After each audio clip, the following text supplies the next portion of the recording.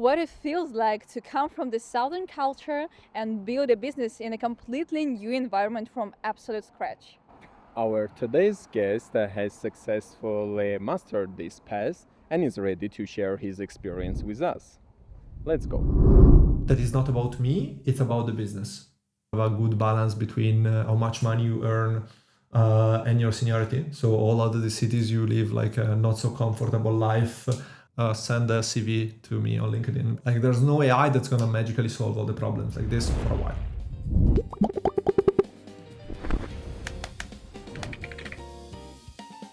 So it's always interesting to start with what brought people to a particular country, and especially taking into account your background, because you were born in Italy, then came to Canada, then win a prestigious accelerator in Berkeley, and then did your master's in Portugal, and now for almost 5 years you've been living in Berlin. What originally brought you here, and what is the first thing you do when you arrive into the new city? Yeah, so I was doing my master in Lisbon, and I finished it right during COVID, and I knew that I wanted to work in startups, and so I made a list. I was like, the best city to be in, it's London, Berlin, and Paris, but I don't speak French. There is Brexit, so Berlin is the one left on the list. And then I was really lucky because a friend of mine got a job offer to move back to his country, and he had to leave his job in Berlin. And he said, the founder here told me, if you don't find someone, I'm not gonna let you go. So you had to find a replacement, and he found me, and that's how I landed to the city with an opportunity. And yeah, I think that moving to a new city, it's always tricky because you need to rebuild everything from zero. But yeah, maybe we can get more in depth after, but one step at a time, one connection at a time, be always open, and yeah, good things come to you. What was the points of the list? You said you created a list of the best cities to live. Like on which parameters it was based? It was like the best cities for startups. At that time, the only cities where you could do startups were those, basically. If I had to do it now, there would be Milan, there would be Barcelona, there would be Madrid. But at the time in Europe, there were only 3 cities where a lot of startups were being built. So that was it.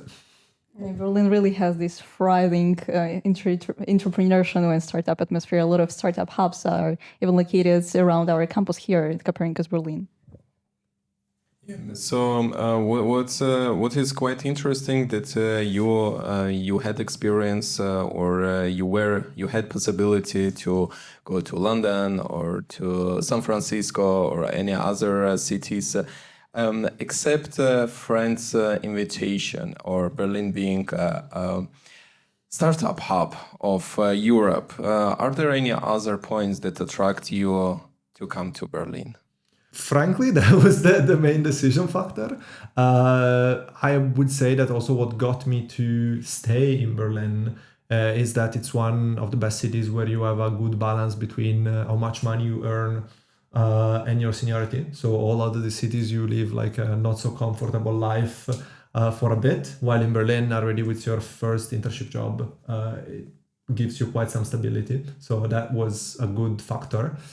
And then of course, like when you pick a city, like yeah, it's important the business environment, but it's important like would you want to live there? And Berlin is definitely really exciting and good to live in. So I think that's good criteria because we are gonna work all our lives, so we should also look at other good things.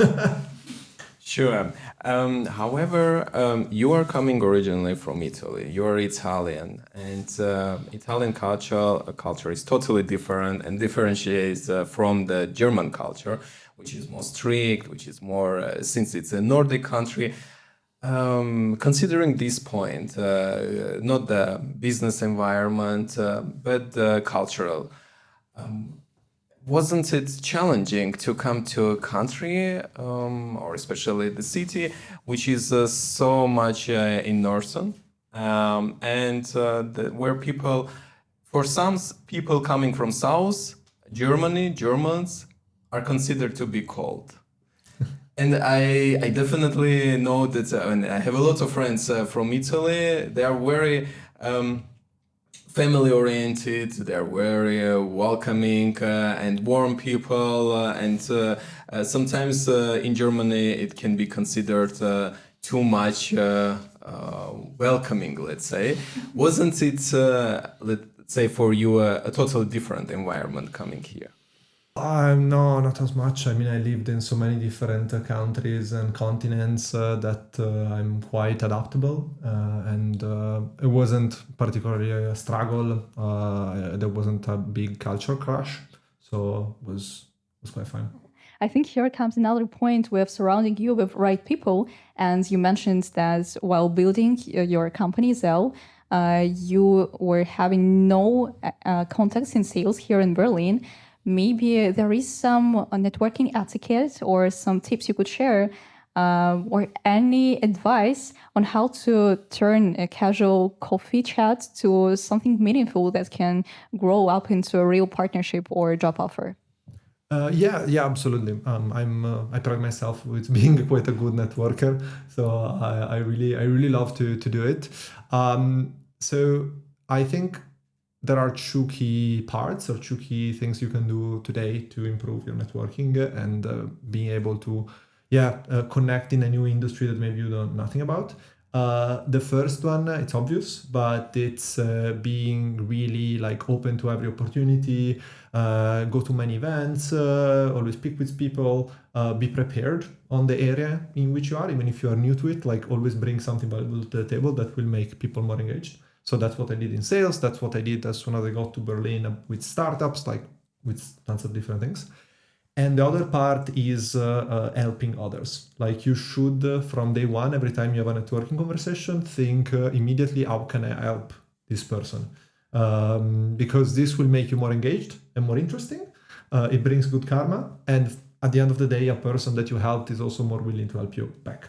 So I think that by being open and by being helpful, you can build a network in any sector quite quickly. Do you believe that most opportunities come with people and relationships, or you just happen to find them yourself? It's a mix. I would say more in general, environment is the most important predictor of success there is. I mean, you can be super successful knowing no one, like maybe you just live in a small village and you are the best mathematician ever, but the chances of you making it are really low because nothing is surrounding you. And you can be the dumbest person ever and be surrounded by really successful people, and maybe you will still make something of yourself because the right people are around you. So I think that 100%, I mean, not only me, I think it's quite proven, surround yourself with the right people will bring the right idea, will bring the right attitude.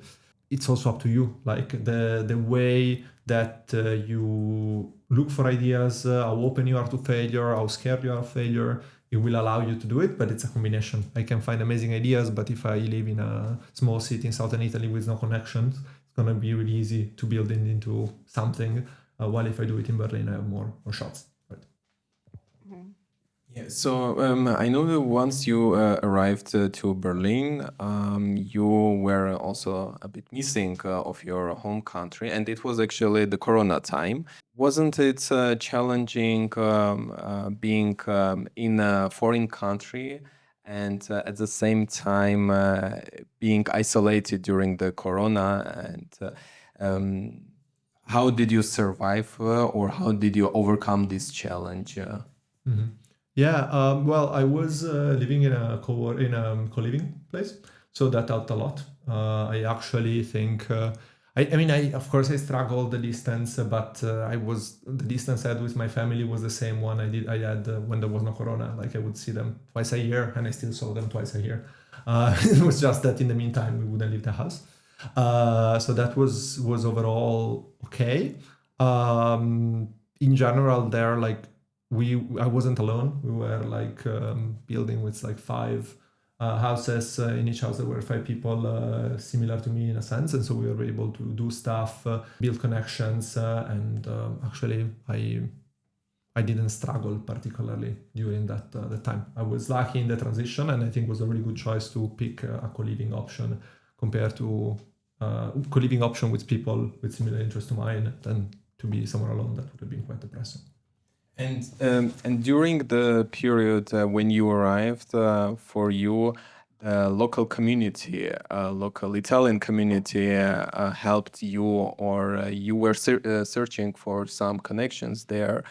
Would you say that it supported you a lot in your career development, or would you say that it was just an additional value? It didn't, let's say, contributed that much to your career development in Berlin? Well, yeah, I mean, for the first 2 years almost, I don't think I really used looked for the Italian community at all. It's because I've always living always abroad, and Italians have this kind of, not only Italian, Spanish too, or maybe French too. Like they look for Italians and French and Spanish abroad, and then they like when you go on exchange, you don't learn the language because you only speak with your compatriots, right? So I've always had this in mind, and I was quite anti-Italian. Like I would like not look for like a Italian community first. That was for the first 2 years. After that, I started like seeking that out because I was really like missing home. I was maybe missing my culture, and that was really good. And I think that today that has a massive impact because if I think about my business connections, I mean also friends, but like from a professional standpoint, a lot of them come from Italian people. Like the first investor in my company was an Italian guy that I met through the Italian community in Berlin. So having something in common, it doesn't need to be nationality. It can be that we all like to surf, whatever. It's always a big plus. Of course, nationalities is an easy thing that brings us together. Yeah, you mentioned a very interesting point about meeting people with something in common. If someone arrives to Germany or Berlin to build his or her life or career here, how would you recommend, or would you recommend, where to search for people where you can find, I mean, people with common interest? Yeah, I think we have a great tool, a great app, which is Luma, for example, or I mean, other events too, but like there you can really see everything that's going on. And it's super easy to filter by what you care about. So that's a good and easy way to find a new community. You know what they meet about, and they meet regularly, which are two key things you need in order to build network and new friendships and so on. So that would be the main stuff. And then, I mean, as you meet people, they tell you about things, and that's you might find out about an event you didn't know about, or a group or whatever. But yeah, that's a great way. The running club. As far as I remember, the Luma was the point why we met, because Exactly. the events we went together, we Yes. found exactly there. Exactly. Yeah. Yeah, there are not only events, but also running clubs and a lot of other community building activities. Yeah, 100%. I think that's even more important. Like by event, I mean everything. Like running club, it's great. I find the networking event now to be mostly useless. Like when you just go to meet people, it's usually the quality is not as high. The interest of stuff that comes out of it is not that much. So if someone is organizing a good networking event with a better format, let me know. But those one for me not really that good. Maybe at the beginning when you need a lot, makes sense. But recurring events like the running club are good, and I know there is like sports clubs, music or whatever. It's good to find something common and some activity that you also enjoy, and then while you enjoy it, you meet good people. But to be honest, a lot of events are connected to people and connecting people who are into tech. And me personally, I have nothing to do with technology. I'm more this sociological communication profile. And for many people, also for the people who come to Berlin with our scholarships, it might be challenging to, in this era of AI, feel that AI will not shrink their career opportunities. And for you as a person who runs AI startup, maybe you can give some advices on how to use AI as your leverage and not be afraid of AI taking your job. Yeah, well, it's quite a broad topic. We would need 2-3 episodes to discuss it. But I think in general, people need to look always at technology like what they are. Like they are tools that allow us to achieve something. And so you should never be afraid of a tool. Like you should never be afraid of more people. Like it's this, like if you think about it, is a similar argument to immigration is going to be bad for the job market. It's like some more people that can do a job that you can also do. Yeah, might mean you might have more competition, but it also means a bigger economy that's going to help you as well, right? Even if it's people. So this is the general frame I think we should all remember. The second point is that there are some roles or some things that seem more directly impacted, but I mean, I'm not an expert on this, but I think that people working in tech are going to be more impacted than actually people working in humanities and other things. Yeah, maybe a professional translator will struggle because now AI does his job a lot of time better, or like 90% of his job better. But that's transformation, it will always happen. So I don't think that it's so disproportionate on like tech people are benefiting and the others are not. I think it's a challenge for everyone. And the third point is you have a new tool and you'll need to be better than the others at using that tool. And that will just make your job way more interesting. Like I take my example as a CEO, there are a lot of good part about my jobs, and there are a lot of like bad and boring stuff, like preparing reports, tax stuff, and everything else. I prefer to focus on managing people and selling my product and so on, and then doing that stuff. And in the past, it would require either money to pay someone doing it, or you a lot of time wasted in like manual and boring stuff. Now you can automate that, and that's great because I delegate the boring part and I can focus on others. So I think this applies to any job. Maybe we can narrow this a bit and ask for some skills that ambitious expats and students might develop to win this competition. I think I see two main stuff they were always important skills. They're just more important now. One is the ability to get stuff done. Like your ability, and I think Obama said this, so I'm not that creative, and it was always the case, like being someone to which a problem is given and you come up with a solution, it's always going to be valuable. Like there's no AI that's going to magically solve all the problems like this for a while, I would say. And when there will be other problems. It's just problems are always there. So getting stuff done end to end, it's key. And the second part is being able to focus on hard problems.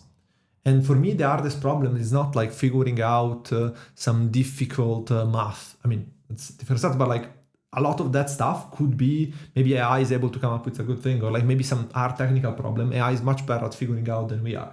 But what we need to be good at is directing in the right way and asking the right questions. And that requires self-reflection, requires ability to focus on stuff and not just like type random stuff and wait for an output.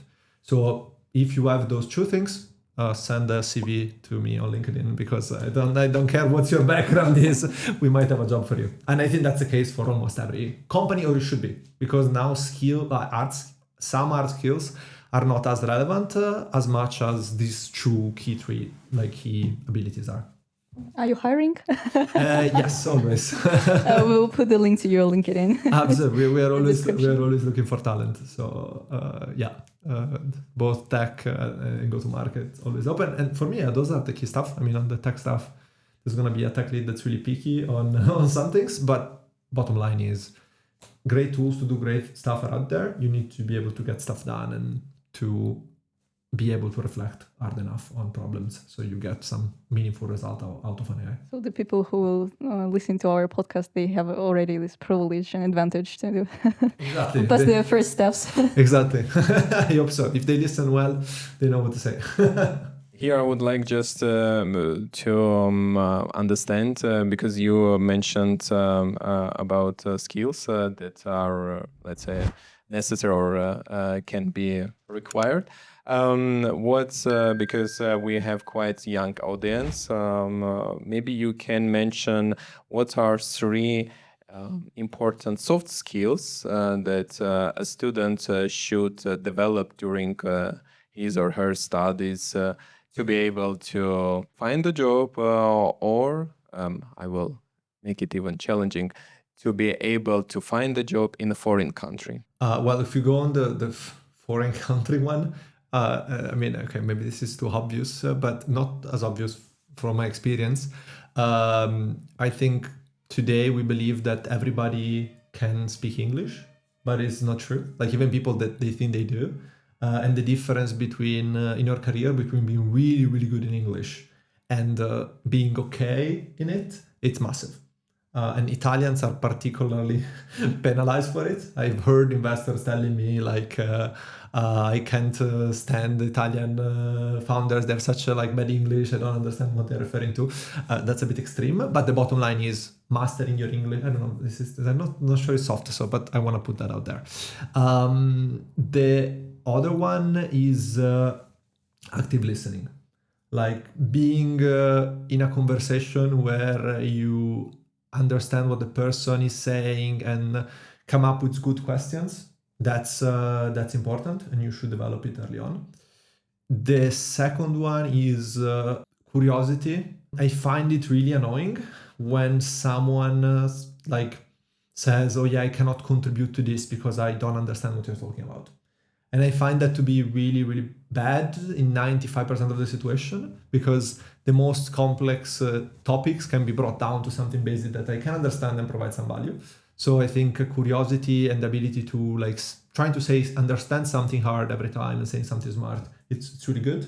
And it makes you a generalist, which is what we need to be.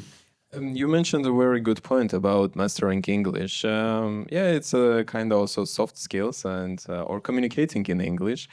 However, if we will take into consideration Germany, Berlin, how good or how high are your chances to come to Germany and find an opportunity if you are an English speaker and not German speaker?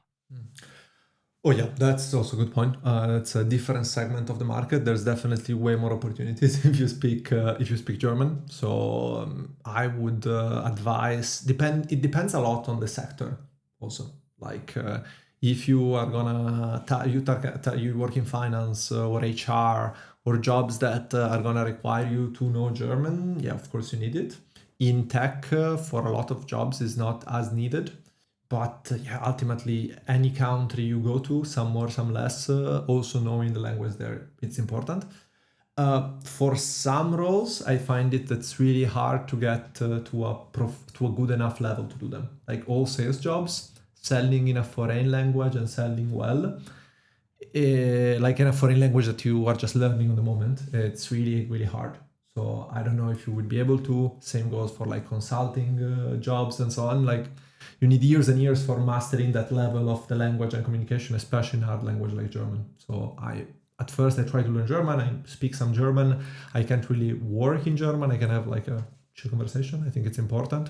If you come as a student, maybe you have an unfair advantage because you can study it while you're still working on that, and maybe like 4 or 5 years you are at a good level. But yeah, I think it's good, but not easy to just come to Germany, learn German, you find a job. But were there any situations in which you thought like, oh, I should have learned German better?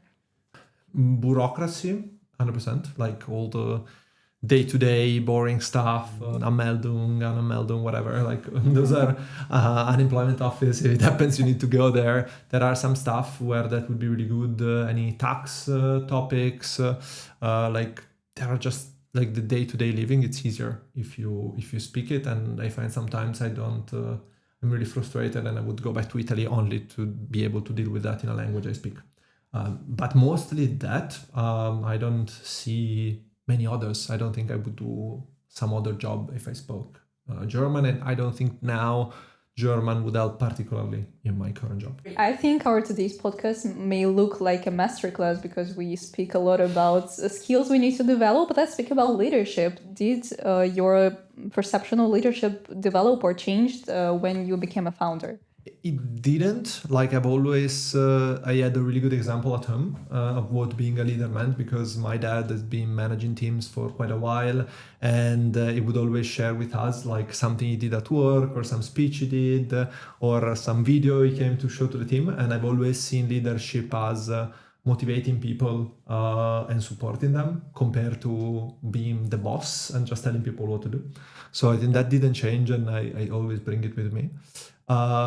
What changed or what I learned is how hard it is to motivate the people, to transfer your excitement to them. Like as a leader, as a CEO of a startup specifically, I guess you need to motivate yourself that you're using your time in the best way, and then you need to motivate people that are trusting you in that while having way less skin of the game. Maybe they make way more money than you, but they have they don't have as much equity as you do, right? And you need to transfer that excitement to them and show them, motivate them why they need to do. So I think perception didn't. How hard it is to be a good leader did, and I think I still have a lot of work to do to get there.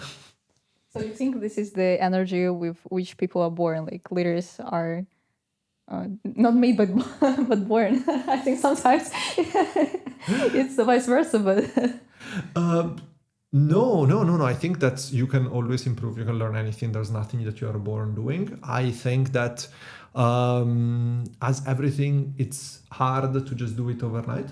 And being raised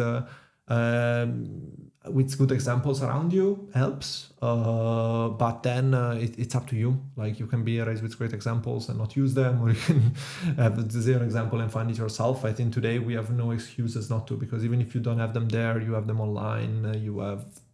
You can network with them. Like there is tons of ways. So I think great leaders are always made, never born. Yeah, you mentioned a very good example, or saying that leadership shouldn't be a boss. So me, as in that position, also managing the non-profit organization as Copernicus Berlin, find sometimes challenging at the moment to be disciplined or strict, and not to cross the line of showing or being a boss, the one who is more dictatorship.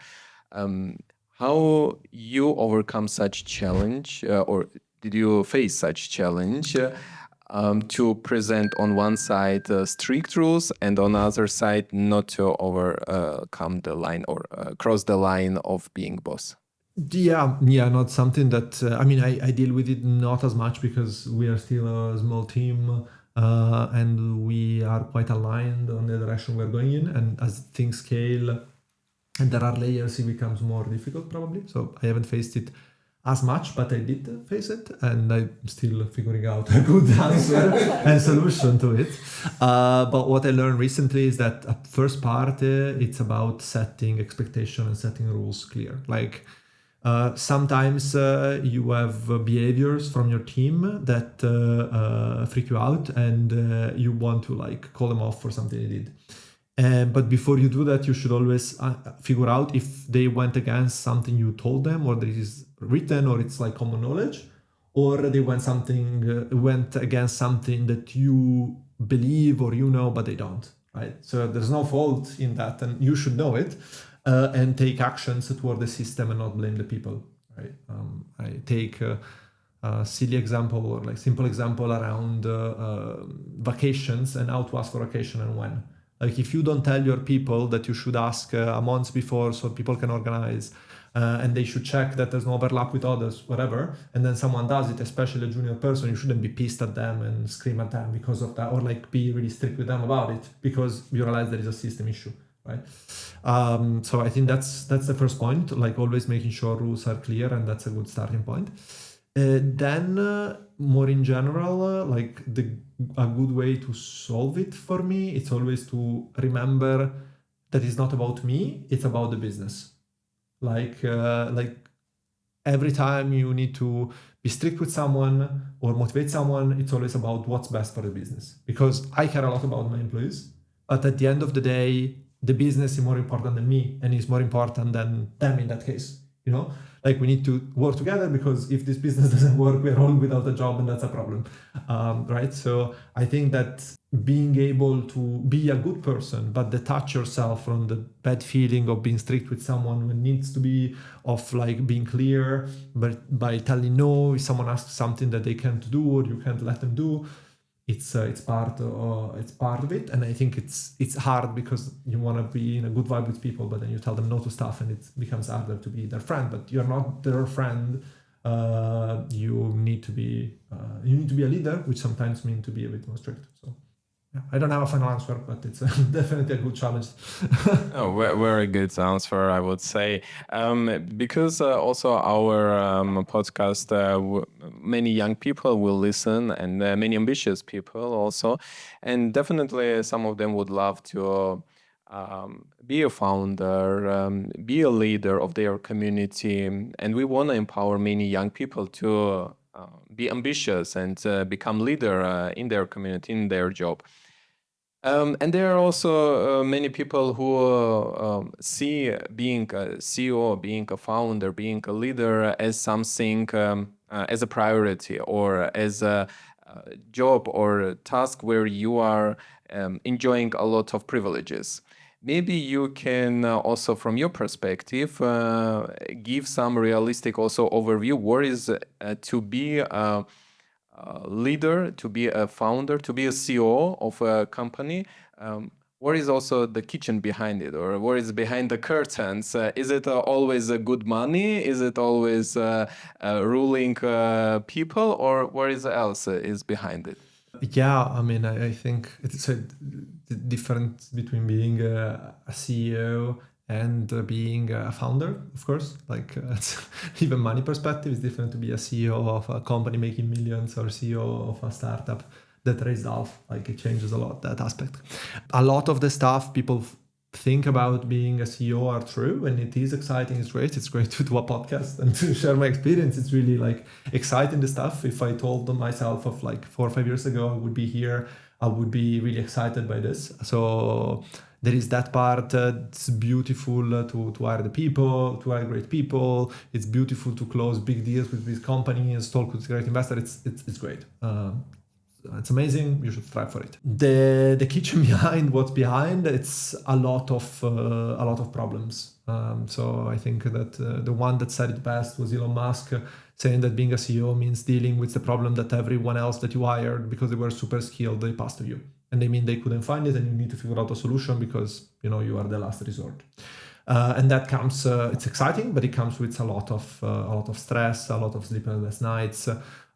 So I think that especially being a founder, or in general like a leader, will come with stress, because you will multiply your worries because you have people under, you have so many responsibilities and so on. So it's tough. So you need to be aware of that and embrace it and just accept it. It's painful. You might have sleepless nights. You're not gonna find nirvana anytime soon. But if you find nirvana, it's kind of boring. So embrace the anxiety that comes with it. If only I had a chance, our podcast will take like 5 or 10 hours. But unfortunately, we have some time limitations, and I think now it's time for a quick blitz. So I will read the questions out loud, and you will give just a short answer. Like, what is the best place for business meetings? If you have one, you can just say your office. Maybe there is your favorite location in the city to meet with partners, people. I think that great location for business meeting are Turkish grills. So it's some barbecues. Exactly. Yeah, it's great to meet even like really senior people in a place like that. It's really Berlin-like. It's a great food. You have everything you need, and it's much more fun than just meeting in a dark meeting room if you can, right? And at a certain point you need a meeting room and you need a shirt and a tie. But if not, that was a place where I had great business meetings. And how to cut out all the anxiety at the same moments of the business meetings, to just come to the places like that. Exactly. That also makes sense. If you needed to choose, would you choose German structure over Italian agility or not? Over Italian agility? Yeah. No, I would always choose. I mean, if I had to choose, I would always choose Italian agility. But you need both. That's I think is the secret of our company. The Italian agility with the German structure. It's better both. But if I had to choose, better agility than structure. Okay, and the last question would be, if you met your past self stepping out of the plane in Berlin Brandenburg Airport on day 1, what is the single mistake you would warn yourself not to make? I arrived in Schönefeld. There wasn't Brandenburg yet.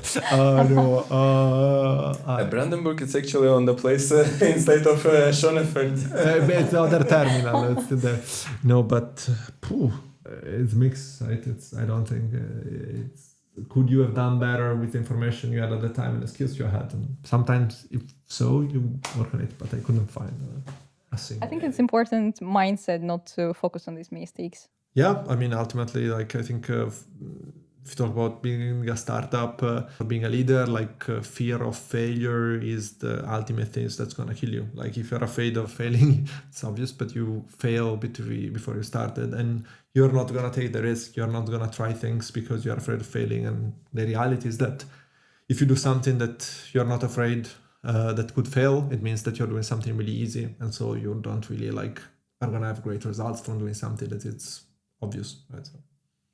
Maybe very last question. What would you recommend to any student or any professional who want to come, maybe student who want to come to study in Berlin, in Germany, or a professional who want to come to Germany and Berlin to start a career, to find a job or found a company? What would I recommend? What would you recommend to anybody who wants to move to Germany? Choose the right airport. Don't look for a Schönefeld flight. I think, I don't know if it's special about Berlin. I think it's everywhere. Like, find something, if you're a student or a professional, doesn't matter, like something that you are good at and figure out the best place for you in the city and the people you need to know. And ultimately, like your success in the city and arriving here, it's gonna depend highly on the work you also did before. Just don't come here and say, oh, it's a nice city to be in, figure out what to do. So always plan and prepare, I guess. But that's works a bit everywhere. Yeah. Perfect answer, Alberto. Thank you very much for a nice conversation. Thank you. Thank you so much.